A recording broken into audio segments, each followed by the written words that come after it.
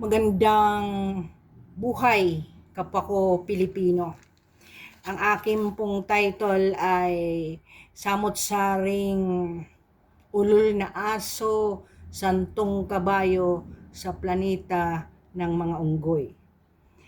Okay, balikan po natin ang mga significant news for the week from July 21 to 26, 2025 dito sa ating magulong Pilipinas. Una po yung July 22 na samut-saring messages or disgust or dissatisfaction, disenchantment, frustration na mga nakita ng mga kapwa nating Pilipino na even kaalyansa. I-highlight ko lang po yung mga maging kalyansa na may nasabi doon sa deal ni Marcos Jr. kay President Trump.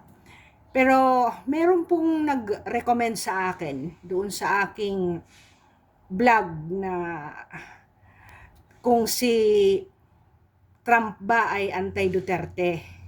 So pinabulaan ko po yun kasi parang pinalalabas na yung maraming problema na presidente ay si Duterte yun. Kay Obama po yun. But yung message na yon sa aking vlog ay nagsabi, "Ma'am, hindi mo na isama yung statement ni Trump na I like you better before than now." Ang sabi ko doon sa aking reply ay baka nga joke lang yon. But further, kasi nung ako'y nasa gobyerno pa, na-train po kami ng body language interpretation and the statements between the lines na sinasabi ng tao. So, tiningnan ko po ang actions po ni Trump na kung baga talaga bang gusto niya si Marcos. Kasi yun yung sabi ko, if there is a conflict between the words and the actions, trust the actions, not the words. Ang dalawang significant ko po sa body language muna, if makita mo, naka-side view si Trump kay Marcos Jr. Hindi siya naka-face off, kumbaga, if you have seen it, na mahal niya si Bibi Netanyahu, ano siya kumbaga, face to face siya na nakikipag-usap kay Bibi Netanyahu. He even endearingly called Prime Minister Benjamin Netanyahu as Bibi, di ba? Angling away ang torso, ang katawan ni President Trump from Marcos Jr. Yun ang unang indication na ang subconscious ni President Trump ay parang hindi tayo equal, therefore hindi ako makikipag-usap sa iyo ng face off, parang face to face. Sunod ay turning your back is a subconscious manifestation of contempt or dismissal. Kumbaga, yun ay tama yata sa sinabi, although it was made in a joking manner that I like you better before than now, ay baka totoo yun. Now, read between the lines tayo sa statements, di ba? Tingnan mo yung body language ni Marcos naman nung sinabi niya ni President Trump na may invitation si China sa kanya, and the US has a very good relation with China, at in-encourage ni Trump si Marcos to also have a good relationship with China, at hindi siya nagmamatter kung siya ay may maganda ring relasyon kay Xi Jinping. Tingnan mo yung image. Hindi pa ako gumagamit ng mga imagery dito ngayon kasi meron na po akong vlog before doon sa actual conference nilang dalawa.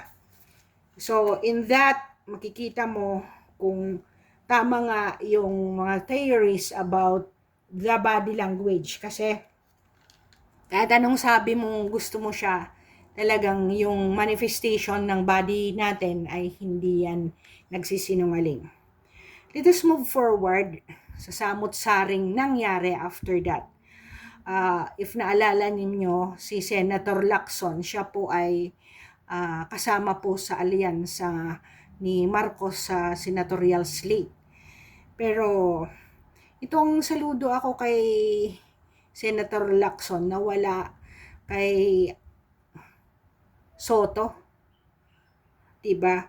Kasi even during the interview when he was asked about anong masasabi nyo doon sa support ng mga taga Mindanao kay Duterte, and he really said masyadong nanganganib ang alyansa dahil sa napaka-strong support ni DDS. Ano ba ang sinabi ni Lacson after the 1% reduction sa deal?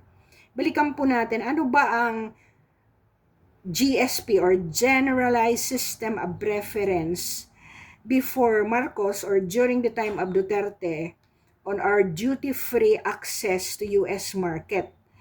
It was just 17%. Of course, baka ito yung gusto ni Lacson, hindi lang niya sinabi. At least man lang minintain mo lang yung 17% sa time ni Duterte ng 2020, di ba? Ayan. Kaya sinabi ni Senator Lacson, explore other trade partners kasi it is the worst insult. Tingnan mo I really do believe Senator Lacson, like me as a mere director sa government, alam ko training din siya ng body language at interpretation ng statements. Kaya sabi niya, it is the worst insult that a host can throw at his guest. So, wala na po akong iba na maihahambing na senador na hindi ka-alyansa ni Duterte, pero hindi maganda ang assessment sa output na ginawa ni Marcos. Now, balik tayo sa Supreme Court ruling. Kaya samot-sare dahil hinahalo-halo ko not in a chronological order. Ang Supreme Court po na binabatikos naman ni Senator Soto, nila Reza Hontiveros na mga kaaway ng mga Duterte at ni Bam Aquino, sino pa bang mga ayaw yan, Delilah, kung sino pang mga against sa Supreme Court decision na yan, na sinasabing walang jurisdiction daw ang Supreme Court na magsabi na walang complaint, na dapat i-trial pa sa Senado sa impeachment ng February 5, 2025.